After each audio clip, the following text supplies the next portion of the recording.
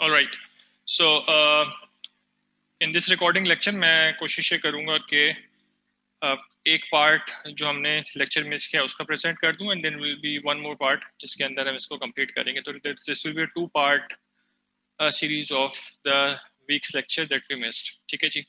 तो हमारे पास जो हमने लास्ट बात की थी that was basically we were talking about frame invariance. और उसके अंदर वी सेड कि अगर हमारा फ्रेम है जो कि हमारी बॉडी वैसे रखी हुई बट हमारा फ्रेम अगर रोटेट हो जाता है या फिर if you have two different frames of references then what would happen to the observations that we make about the body. यानी कि अगर मैं कोई स्केलर क्वांटिटी यहाँ पे मेजर करूँ या वेक्टर क्वांटिटी या tensor quantity to how would they be related to each other अगर मैं इस फ्रेम में कर रहा हूँ या इस फ्रेम में कर रहा हूँ. That's a basic idea right. तो उसके लिए पहले हमने एक इवेंट की बात की थी कि how we define an event is basically कि इवेंट को हम कहते हैं किसी पोजीशन पे किसी टाइम पे कोई चीज हो रही है तो we define it with a position vector and a time. उसके बाद वो वी सेड कि हम लोग अगर ये देखना चाहें कि फ्रेम के रोटेट होने से हमारी को वेक्टर क्वांटिटीज पे फॉर एग्जांपल क्या फर्क पड़ रहा है. तो in that case we said कि हम लोग ने जो पहले कोऑर्डिनेट ट्रांसफॉर्मेशन वाली चीजें पढ़ी थी we are going to reapply that and this is all from the first unit जो हमने किया था उसमें से आ रहा है. उधर सिर्फ ये रिलेशनशिप थोड़ी सी उल्टी थी. We were previously talking about E I static equals to Q times E I. ठीक है. तो अब हम लोग उसको थोड़ा सा डिफरेंट ले रहे हैं just to make it more consistent with the books जिस तरीके से ले रहे होते हैं. ठीक है. तो थोड़ा सा मुख्तलिफ है but it's essentially the exact same methodology. इसमें मतलब क्यू जो है वो ऑर्थोगोनल मैट्रिक्स या ऑर्थोगोनल टेंसर है और now we are calling it SO3 where we have added one more condition. तो ये ऑर्थोगोनल तो है यानी कि इसका ट्रांसपोज इसका इनवर्स है but in addition to it इसका डिटर्मिनेंट +1 है. ऑर्थोगोनल मैट्रिसेस के दो तरह के डिटर्मिनेंट्स निकल सकते हैं +1 एंड -1. तो we are taking the case where the determinant is +1 right. तो ये बाय चॉइस होता है उसमें कोई देयर इज नथिंग मतलब unique to it कि ऐसे ही होगा. there is an option to take -1 determinant as well. Alright. So once we have this relationship तो उसके बाद what we can do is we can plug this EI static into our vectors and find out कि हमारे vectors किस तरीके से transform हो रहे हैं. वो पूरा lecture हमने record किया हुआ है. You can have a look at that. And eventually what we found out was पूरी exercise करते हुए गए थे and we found out was कि अगर हमारे पास एक फ्रेम है जो कि मूव भी हो रहा है और रोटेट भी हो रहा है. तो एक फ्रेम है जो कि ओरिजिनली इस पोजीशन में था this E1 E2 E3 red one और उसके बाद ये रोटेट हुआ है और ट्रांसलेट भी हुआ है तो वो इस पोजीशन में आ गया राइट. अगर मैं एक पोजीशन वेक्टर इस पॉइंट का दोनों फ्रेम से मेजर कर रहा हूं तो it could be X and X asterisk. ठीक है. तो ये तो x नॉट और x नॉट स्टेरिक है बिकॉज हम लोग इस पर्टिकुलर चीज की बात कर रहे थे but this could be any general point x and x steric right. तो अगर कोई भी हमारा इस तरह का पॉइंट होगा तो what we basically find out is कि हमारे पास अच्छा मुझे एक चीज यहाँ पे ठीक भी करनी पड़ेगी. This should be just x steric right. तो x स्टेरिक जो मेरे पास ट्रांसफॉर्म्ड पोजीशन वेक्टर निकल के आएगा it has the same form as a rigid body motion. तो हमने यहाँ पे कंक्लूड ये किया था कि अगर आपका फ्रेम ट्रांसफॉर्म हो रहा है और मूव भी कर रहा है it has the exact same effect कि आपकी बॉडी ट्रांसलेट कर रही है. ठीक है. तो ये जो C है this is a translation pure translation है और consider this to be the body's translation. अगर बॉडी C वेक्टर की अमाउंट के बराबर ट्रांसलेट कर रही है to a new location it means कि आप अपने फ्रेम ऑफ रेफरेंस को -C ट्रांसलेशन दे सकते हैं इन द ऑपोजिट डायरेक्शन. ठीक है. बिल्कुल -C की ट्रांसलेशन दे देंगे. तो यहाँ पे जो आपको C वेक्टर नजर आ रहा है this is your C vector x naught steric -q times x naught. This is actually from the final to the initial. ठीक है. तो आपकी it has the exact same effect. या अपनी बॉडी को आगे मूव कर दें या फ्रेम ऑफ रेफरेंस को पीछे मूव कर दें. यहाँ पे हमने ये वाली चीज ऊपर एक एग्जांपल में सिंपलीफाइड एग्जांपल में देखी हुई थी कि हम अगर बॉडी को ट्रांसलेट करा रहे हैं आगे this is the same effect मैं अपने फ्रेम ऑफ रेफरेंस को पीछे मूव करा दूं. तो ये जो हमारे पास नेगेटिव डायरेक्शन में वेक्टर बना हुआ आ रहा है, इसका मकसद ये है कि बॉडी की पॉजिटिव ट्रांसलेशन को हम लोग कंसिडर कर सकते हैं as a negative translation of the frame of reference. That's the basic idea, right? Okay जी, तो यहाँ तक तो हमारी बात हो गई थी। अब हमारा गोल जो है ना वो थोड़ा फोकस करने का है कि वी वांट टू सी कि हमारे पास अगर डिफरेंट टाइप की क्वांटिटीज हो, स्केलर्स, वेक्टर्स, हमारे पास सेकंड ऑर्डर टेंसर्स जो कि स्पेसिफिक टाइप के टेंसर्स हैं, हमारे पास डिफॉर्मेशन ग्रेडियंट्स हैं, हमारे पास वेलोसिटी ग्रेडियंट्स हैं, रेट ऑफ डिफॉर्मेशन है, there are lot of things going on, right? तो अगर हमारे पास ये सारे टेंसर्स हैं तो वी नीड टू सी कि इनमें से कौन से टेंसर्स जो हैं जो कि हमारे फ्रेम की मूवमेंट से चेंज नहीं होते। तो असेंशियली हमें मूवमेंट पे फोकस करना है। तो यानी जो क्रिटिकल पार्ट है ना वो ये कि ये रोटेशन तो होगी। तो अगर आप यहाँ पे बैठ के if you rotate your axis system अपने बेसिस को रोटेट कर दें, देन ऑफ कोर्स आपके कंपोनेंट्स चेंज हो जाएंगे, right? That part is allowed and that has to happen. But important point ये है कि क्या मैं अगर मैं यहाँ बैठ के एक चीज की मेजरमेंट ले रहा हूँ और यहाँ बैठ के एक चीज की मेजरमेंट ले रहा हूँ, यानी ट्रांसलेट करने के बाद मैं मेजरमेंट ले रहा हूँ, तो क्या इस ट्रांसलेशन का कोई इफेक्ट आ रहा है आपके मेजरमेंट्स के ऊपर? यानी अगर मैं स्ट्रेस की क्वांटिटी मेजर करता हूँ इस फ्रेम से और एक दूर फ्रेम है वहां बैठ के, तो क्या ये दोनों फ्रेम्स मेरे पास सेम रिजल्ट देंगे या डिफरेंट रिजल्ट देंगे? That's the idea, right? उसूली तौर पे दोनों को सेम रिजल्ट देना चाहिए। तो अगर कोई एक ऐसे क्वांटिटीज हैं जो कि फ्रेम ट्रांसलेट करने से चेंज हो रही है, that is a problem for us, right? So the goal now is to see which of the kinematic tensors are independent of different point of views. ठीक है, हमारे पास डिफरेंट ऑब्जर्वर्स होंगे, राइट? सेम डिफॉर्मिंग मटेरियल को अगर observe कर रहे हैं, then what we need to do is in order to describe the material the observer takes measurement. हमारी इवेंट्स मेजरमेंट की बात होती है ना कि वो उसकी पोजीशन भी मेजर कर रहा होगा, वो उसका टाइम भी मेजर कर रहा होगा इवेंट का, राइट? हमने दोनों तरह की चीजें मेजर करनी है। हमने स्पेशल ऑब्जेक्ट्स भी मेजर करने हैं करंट कॉन्फ़िगरेशन में, लाइक वेलोसिटी, स्पिन। हमने मटेरियल ऑब्जेक्ट्स भी मेजर करने हैं, ठीक है? आपकी मटेरियल वेलोसिटी हो सकती है, आपकी कोई लाइन एलिमेंट हो सकता है जिसकी डिफॉर्मेशन को आप स्टडी कर रहे हो, right? It could be anything. It could also be two point tensors. Two point tensors हमने बात की। Two point tensors are the tensors जो कि दोनों फ्रेम्स में एक साथ एग्जिस्ट कर रहे होते हैं। For example the deformation gradient, for example the rotation tensor, all of these exist in both the current and the material frame of reference, ठीक है? एक फ्रेम से दूसरे फ्रेम में चीजों को मूव कर रहे होते हैं। So essentially what we want to do is we want to also see कि इनसे हम कैसे डील करेंगे टू पॉइंट टेंसर से। ये अगर मेरा एक्सिस सिस्टम रोटेट हो रहा है, how would this change? To point tensors कैसे चेंज होंगे, मेरे मटेरियल ऑब्जेक्ट्स कैसे चेंज होंगे, मेरे स्पेशल ऑब्जेक्ट्स कैसे चेंज होंगे?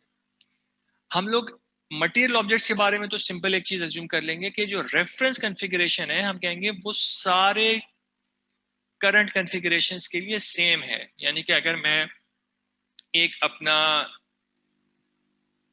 बेसिस ले रहा हूँ ई और एक बेसिस ले रहा हूँ ई स्टेरिक, दोनों के लिए जो रेफरेंस कॉन्फ़िगरेशन है वो सेम है। तो दोनों जब मटेरियल फ्रेम ऑफ रेफरेंस में कोई चीज को मेजर करेंगे वो सेम होगा। वो जो हमारी इनिशियल अनडिफॉर्म्ड कॉन्फ़िगरेशन है, we are going to assume that that remains same, चाहे आपका फ्रेम ऑफ रेफरेंस कहीं भी मूव कर जाए, आपकी इनिशियल अनडिफॉर्म्ड स्टेट सेम है, ठीक है? तो मटेरियल ऑब्जेक्ट्स जो है आपके पास, वो तो मटेरियल फ्रेम में जो भी चीज आप मेजर करेंगे it will remain as it is, it will not change, ठीक है? जो चीजें स्पेशल फ्रेम में मेजर हो रही हैं और जो टू पॉइंट टेंसर्स हैं उनमें ट्रांसफॉर्मेशन अप्लाई होगी। And we just want to see कि क्या ये ट्रांसफॉर्मेशन सिंपली जो आपका फ्रेम रोटेट हो रहा है उस पर डिपेंडेंट है या इसमें सम सॉर्ट ऑफ ट्रांसलेशन का इफेक्ट भी आ रहा है कि नहीं आ रहा है, ठीक है? दैट्स द बेसिक आइडिया, ठीक? तो हम लोग अभी सबसे पहला काम जो करने जा रहे हैं that is very very fundamental, और उसके अंदर what we are going to do is we are going to simply see कि अगर मेरे पास एक वेक्टर क्वांटिटी है और टेंसर क्वांटिटी है और एक स्केलर अगर है, तो वो अगर मेरे पास सिर्फ रोटेशन हो रही है फ्रेम्स की, इन दैट केस वो किस तरह से ट्रांसफॉर्म होता है। और ये चीज अगेन हम यूनिट 1 में पढ़ चुके हैं। We just want to actually see कि हम इसको अब कैसे डील कर सकते हैं, राइट? तो सबसे पहले अगर हम वेक्टर्स की बात करें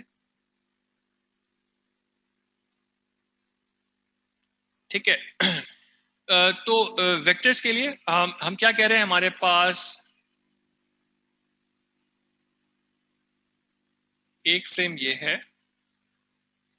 ठीक है, we are calling this capital E, which means कि ये इसमें E1 E2 E3 बेसिस होंगी, and we'll draw one more here,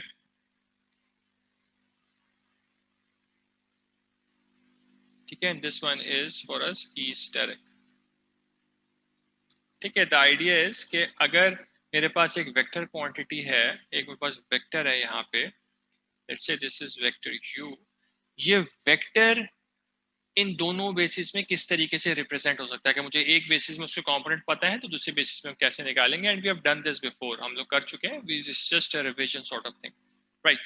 सबसे पहली पॉइंट जो अगेन एक रिपीट वाला पॉइंट है, वो ये है कि यू नीड टू अंडरस्टैंड कि हमारे पास जो भी वेक्टर्स होते हैं, vectors themselves are frame invariant by definition. Vectors frame के साथ चेंज नहीं हो सकते, वेक्टर के कंपोनेंट्स चेंज हो सकते हैं, ठीक है, but a vector is independent. Vector यहाँ पे एग्जिस्ट कर रहा है, आप इसको रोटेट कर लें, नहीं रोटेट करें, it doesn't really matter, vector अपनी जगह पे ही रहेगा, ठीक है। इसके कंपोनेंट्स चेंज हो जाएंगे, चाहे मैं इस बेसिस में करूं, इस बेसिस में करूं, इसके कंपोनेंट्स में फर्क पड़ेगा। तो components change with the frame, but the vector itself remains as it is. तो अगर मैं वेक्टर की इक्विवेलेंस दोनों फ्रेम्स में स्टेट करना चाहूंगा, तो I would write something like this. I would say कि मेरे पास अगर जो ई स्टेरिक बेसिस सिस्टम है, उसके अंदर मेरे जो वेक्टर है that is u I steric E I steric, and this is going to be equal to जो मेरा ओरिजिनल ई बेसिस है, उसके अंदर it is going to be u i e i, right. तो ये वेक्टर्स आर इक्वल, सबसे पहले point ये है। कॉम्पोनेंट दोनों के मुख्तलिफ हैं, but vector themselves are equal, ठीक है जी। अब हमने पीछे जो ट्रांसफॉर्मेशन पढ़ी थी ई आई की, वो हम लोग यहाँ पे प्लग इन कर सकते हैं। लेट्स गो एंड सी कि वो क्या थी, जस्ट वेरी वेरी क्विकली। हमारे पास ई आई की जो ट्रांसफॉर्मेशन है that is e i equals to q के आई ई के स्टेरिक, ठीक है। तो एग्जैक्टली ये फॉर्म अब हमने अपने पास प्लग इन करनी है, राइट। तो this is going to be equal to u i Q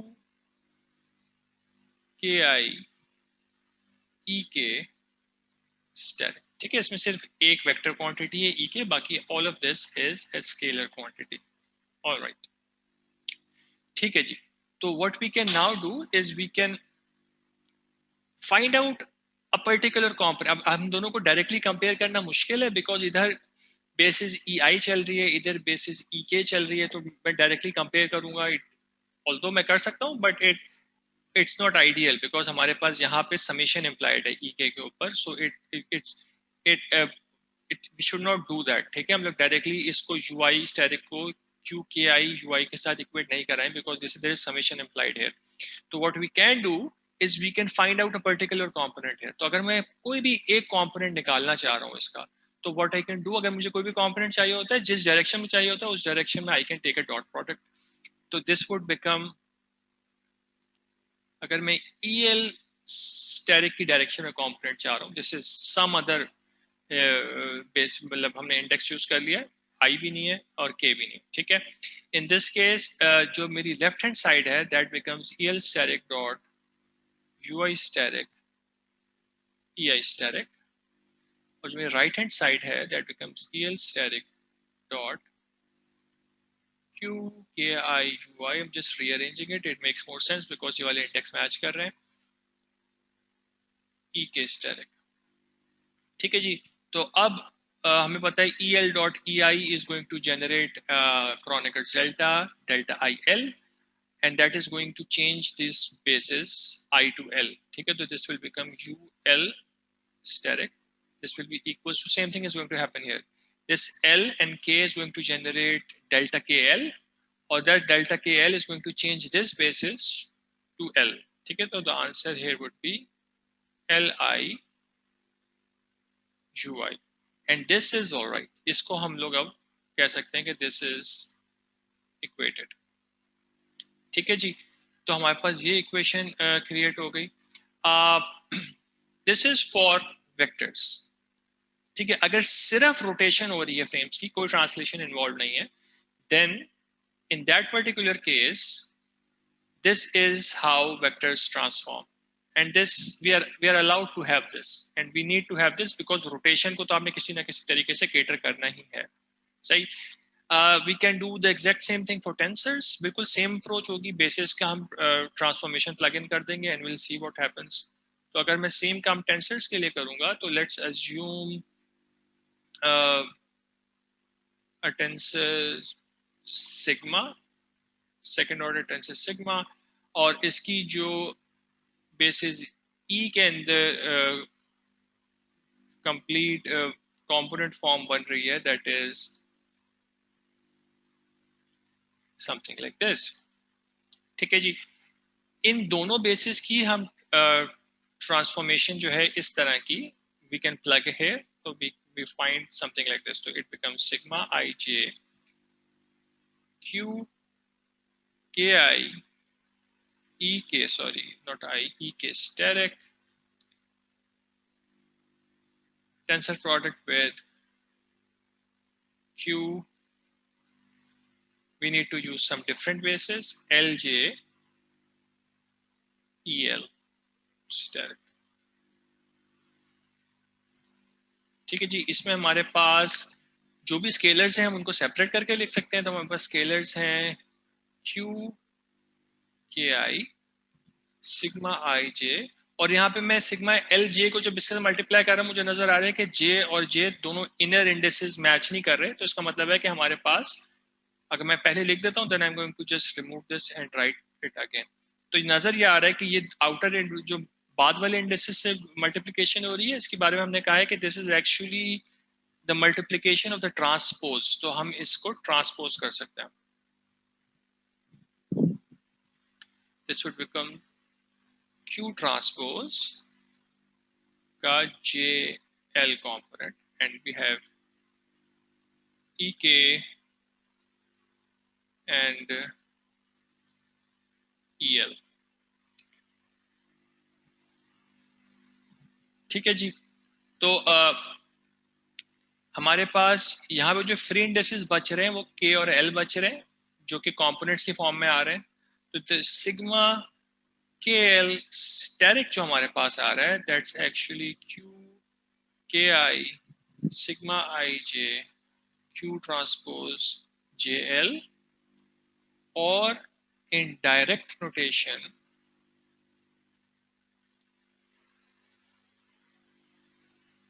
this is going to be sigma steric equals to Q sigma Q transpose। ठीक है, इसको भी we should in fact write it like this, so our U steric is going to be simply Q U। ठीक है जी, ये हो गया। एक चीज रह गई है उसको देखते हैं, that is scalars, and while I'm writing this think about how should scalars transform। तो think about this for a second, कि अगर मेरे पास एक स्केलर क्वांटिटी है और मेरे पास बेसिस रोटेट हो रहे हैं, तो what would happen to scalars. So let's assume you have a scalar phi, ठीक है, it is defined as a function of position vector x and t in the basis e या frame of reference e में, ठीक है, और जो दूसरे वाला फ्रेम ऑफ रेफरेंस है that is phi asterisk function of X asterisk and T asterisk. ठीक है जी, since this is a scalar quantity, ठीक है, it should not depend on this rotation. अगर ये इस रोटेशन पे डिपेंडेंट है then there is a problem, then it is not correct. तो in reality scalars transform with just equality, you do not need to transform because इसके अंदर basis नहीं आ रही। असल में क्या चीज ट्रांसफॉर्म हो रही है, बेसिस हो रही है ना। तो आपके पास वेक्टर्स के अंदर एक बेसिस आ रही थी, तो आपके पास एक ट्रांसफॉर्मेशन अप्लाई हुई थी, आपके पास सेकंड ऑर्डर टेंसर्स के अंदर दो बेसिस आ रही हैं, तो दो ट्रांसफॉर्मेशन टेंसर्स अप्लाई हो रहे हैं. अगर let's assume fourth order tensor होता तो in that case you would have needed four transformation tensors in order to convert a fourth order tensor from one basis to another. ठीक है जी.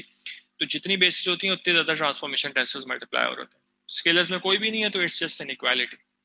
Scalars don't need to transform. सही है. ये वाली बात हो गई हमारे पास.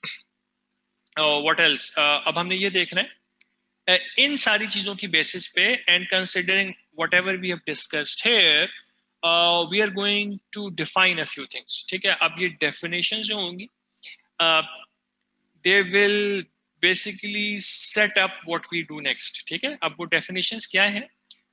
इनको हम कहते हैं objective scalars, objective vectors, objective tensors. ठीक है. जो the principle of frame invariance को प्रिंसिपल ऑफ ऑब्जेक्टिविटी भी कहा जाता है. ठीक है. तो we can define an objective tensor and objective scalar. So let's start with scalar first. Right. इसका मतलब क्या है?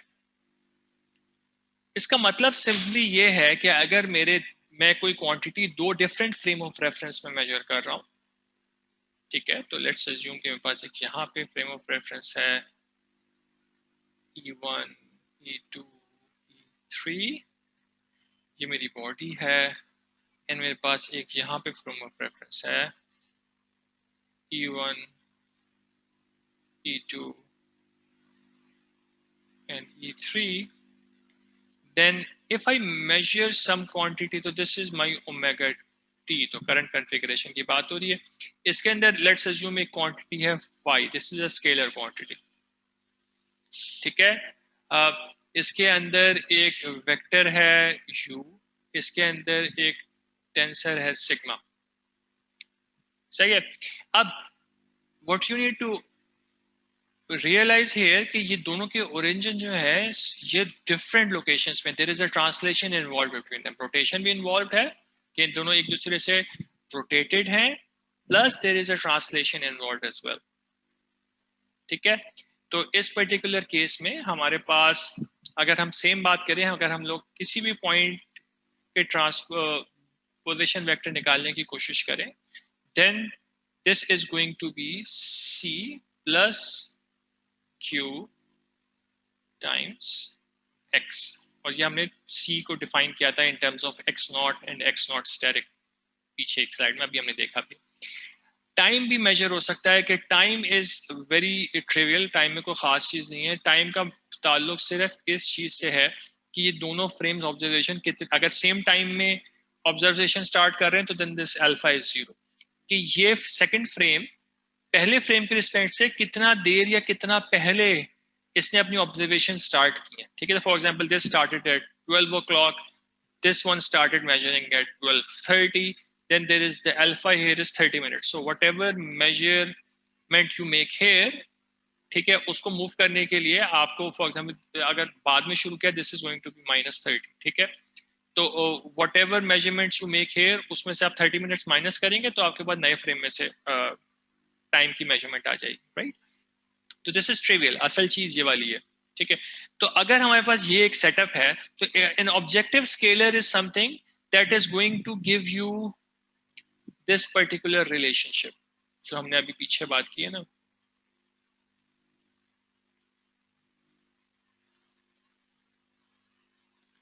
अगर इसकी ट्रांसलेशन का आपकी स्केलर क्वांटिटी के ऊपर कोई फर्क नहीं पड़ रहा,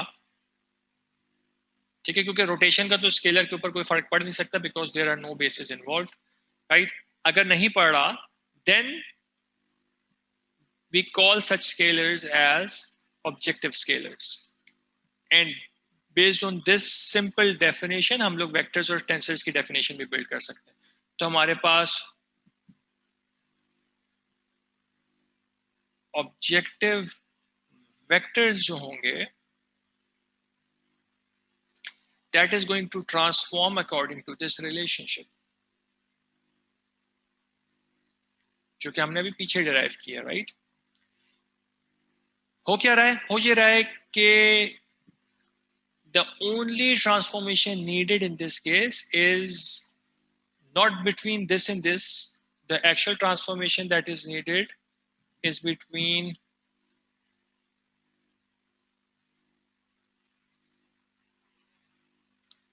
these bases. यानी कि इट डजेंट रियली मैटर कि आपका आपके बेसिस कितनी ट्रांसलेट हुई हैं. अगर बेसिस की ट्रांसलेशन का इफेक्ट आ रहा है देन आप ऑब्जेक्टिव वेक्टर नहीं कह सकते.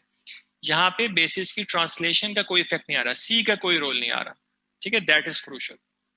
तो ये अभी हम सिर्फ डेफिनेशंस बिल्ड कर रहे हैं. ठीक है, अभी देखते हैं इसको कैसे यूज कर सकते हैं. तो ऑब्जेक्टिव वेक्टर हो गया. Similarly we can define objective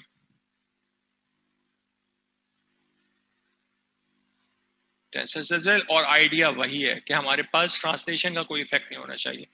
तो the transformed tensor sigma is going to be equals to q sigma q transpose. Again सिर्फ बेसिस की रोटेशन का इफेक्ट आ रहा है, ट्रांसलेशन का कोई इफेक्ट नहीं आ रहा.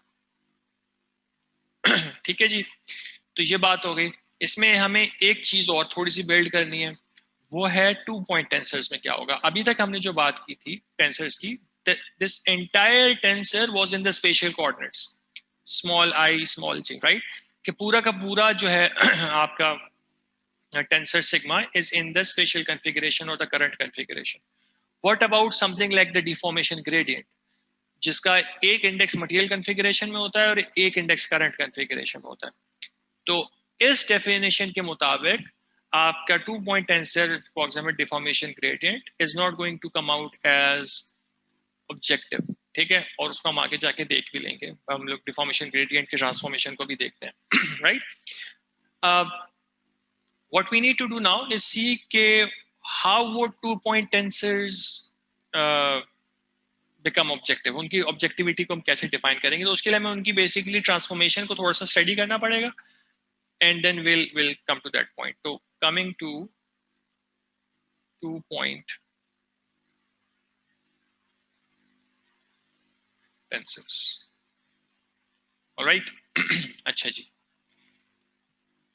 इस पे हम आते हैं and first let's just right a few points about this कि ये होता क्या है. तो सबसे पहले हमें पता है कि दीज 2 पॉइंट्स टेंसर्स मैप, बल्कि हमने टेंसर्स लिख दिया ऊपर, तो let's call this the map vectors from material config to current configuration. ठीक है, for example deformation gradient, rotation tensors, all of these are 2 point tensors. दो different configurations में इनके indices होते हैं. All right. So in order to actually see the transformation, we're going to assume a few things. तो हम लोग करेंगे ये कि we're going to consider two point tensors. ठीक है,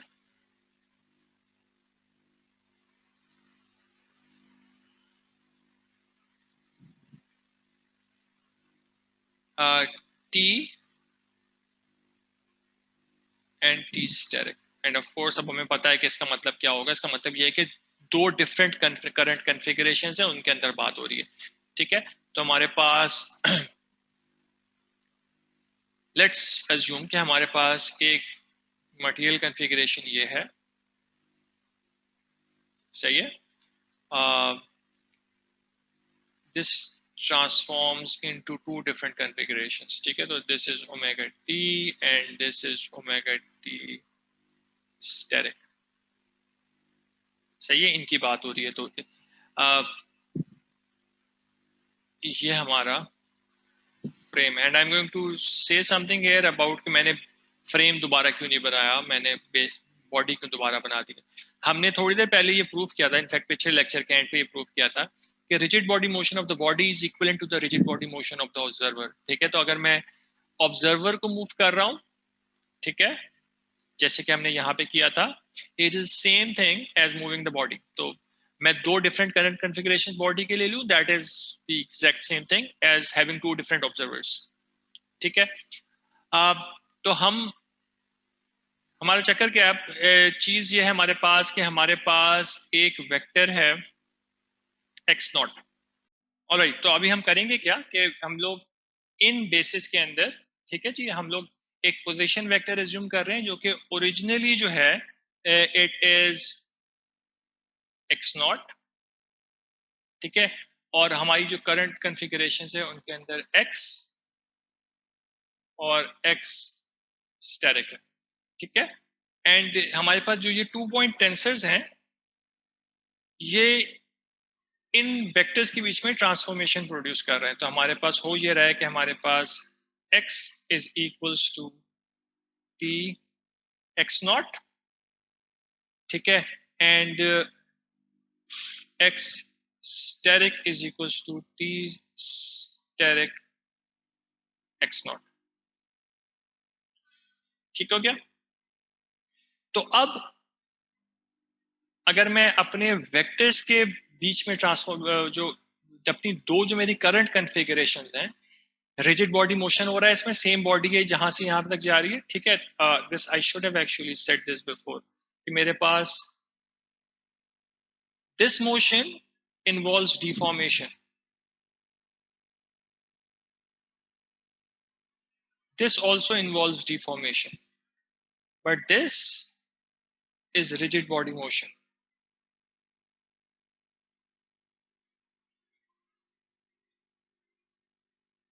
ठीक है जी। तो हम अगर अब इन दोनों चीज के बीच में ट्रांसफॉर्मेशन चेक करने की कोशिश करेंगे तो हमारे पास ये वाली ट्रांसफॉर्मेशन अप्लाई होगी। ठीक है। तो what we want to see basically is कि अगर मैं x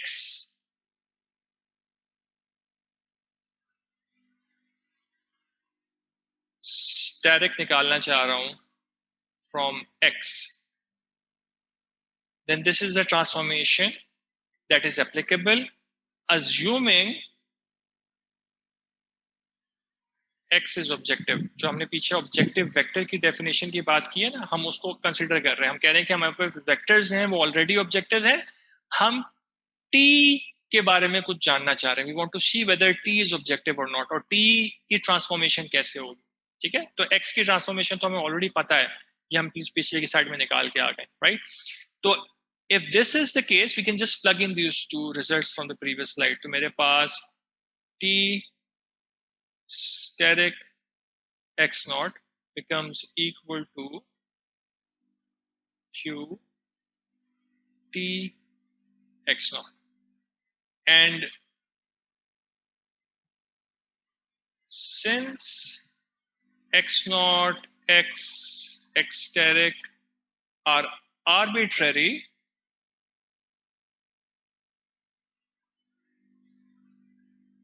बल्कि in fact I should not write this, I should simply write x naught because आपस में they are not arbitrary, they are dependent on each other। तो since x naught is arbitrary,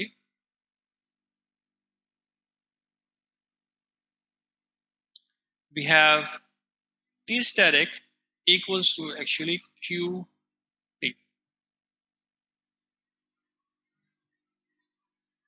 ठीक है। this is the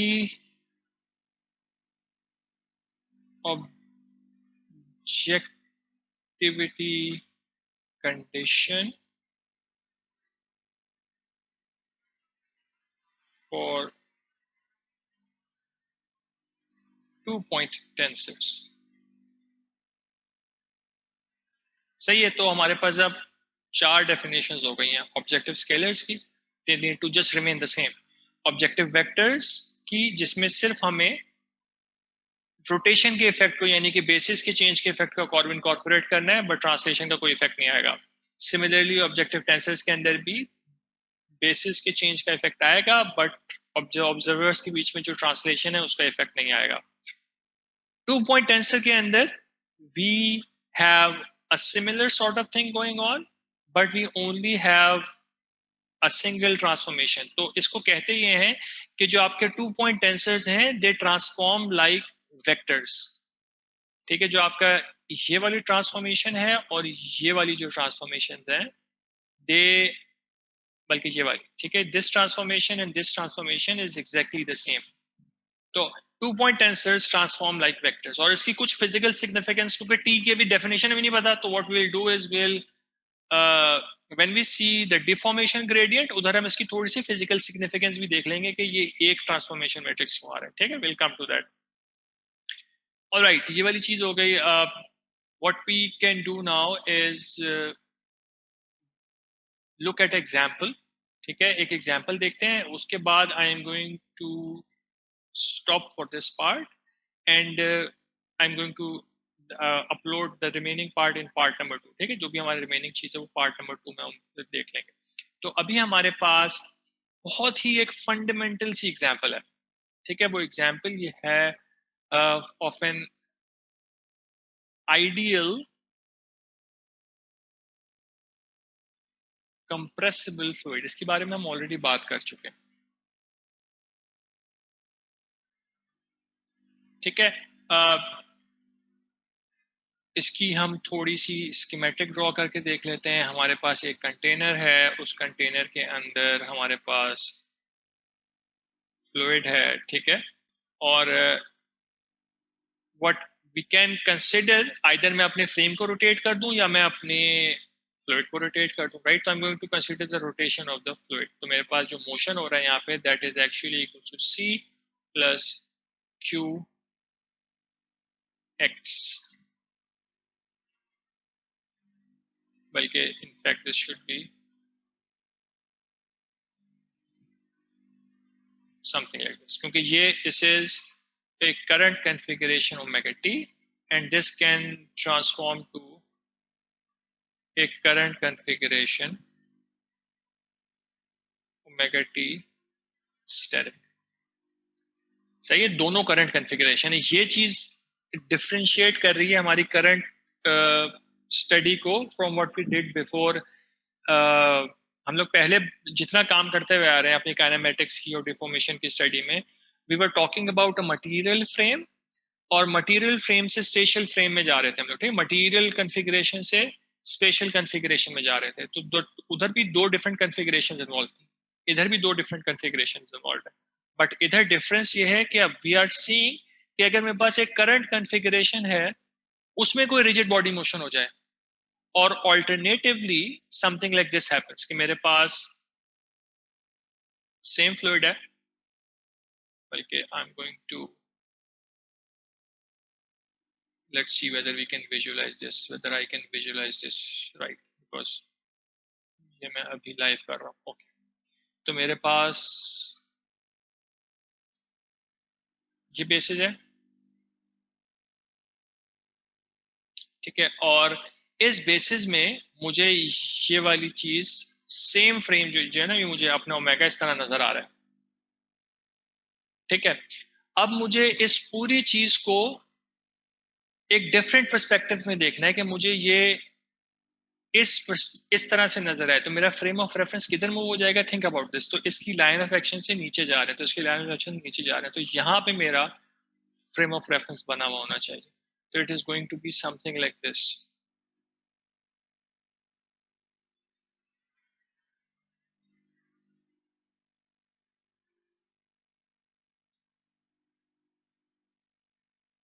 ठीक है, ये दोनों same है, ऑल्दो जाहिर है थोड़ा बहुत उसमें स्कीमेटिक का डिफरेंस और मेजरमेंट्स का डिफरेंस हो सकता है, but the idea is the same. मैं एक बेसिस के अंदर बॉडी को ट्रांसलेट कर दूं, ठीक है, या फिर मैं अपनी फ्रेम को ट्रांसलेट और रोटेट कर दूं। ठीक है, मैं बॉडी को मूव करा दूं या फ्रेम को मूव करा दूं, मेरे पास जो मेजरमेंट्स हैं उनमें कोई चेंज नहीं आएगा। ये चीज हम पीछे प्रूव कर चुके हैं। तो both of them are exactly the same. तो अगर हम एक आइडियल कंप्रेसिबल फ्लूइड पे वापस आए, ठीक है, इसके अंदर भी सेट के हमारे पास जो आइडियल फ्लूइड होता है उसके अंदर जो स्ट्रेस होता है that is only a function of the pressure it's. ठीक है, और कुछ भी नहीं होता, सिर्फ प्रेशर का फंक्शन होता है, कोई शेयर कंपोनेंट्स नहीं आ रहे होते, तो सिर्फ डायगोनल एलिमेंट्स होते हैं। तो हमने इसको इस तरीके से डिफाइन किया था। और जब कंप्रेसिबल होगा तो आपका प्रेशर जो है वो डेंसिटी पे डिपेंडेंट हो जाएगा. So this is a very very simple thing. ठीक है. सेम चीज को मैं डिफाइन कर सकता हूँ in the second basis as well. So that would turn out as P steric delta steric the isotropic tensor. ठीक है. uh, what can we say about P and rho? P is a scalar quantity, rho is a scalar quantity. ठीक है. So we can say that according to the rules of objectivity, they need to be equal in both frames. ठीक है. Scalars हैं. ठीक है. And in addition, they are objective as well. Therefore, they remain the same. ठीक. So basically what we can say is कि sigma steric is यही होना चाहिए. ठीक है. हमें ये भी पता है कि हमारे पास ऑब्जेक्टिव टेंसर्स जो होते हैं उनकी ट्रांसफॉर्मेशन कैसे होती है. ऑल्दो हमें यहाँ पे नजर आ रहा है कि सिग्मा स्टेरिक अगर ये फॉर्म आ रही है तो सिग्मा स्टेरिक और सिग्मा बराबर है. ठीक है. Just by this. But we can also just show that using the transformation as well. So consider the transformation and we can show it from there.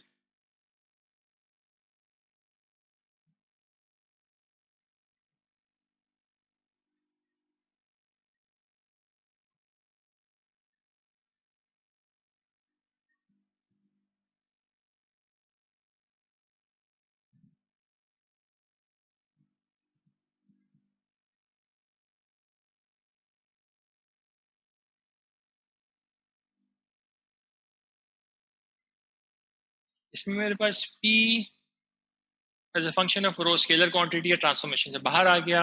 What you end up with is Q operating on the isotropic tensor, which whole thing is operating on Q transpose. This entire thing is going to lead to just the isotropic tensor itself. क्योंकि you can't transform the isotropic tensor. It's just 1, 1, 1.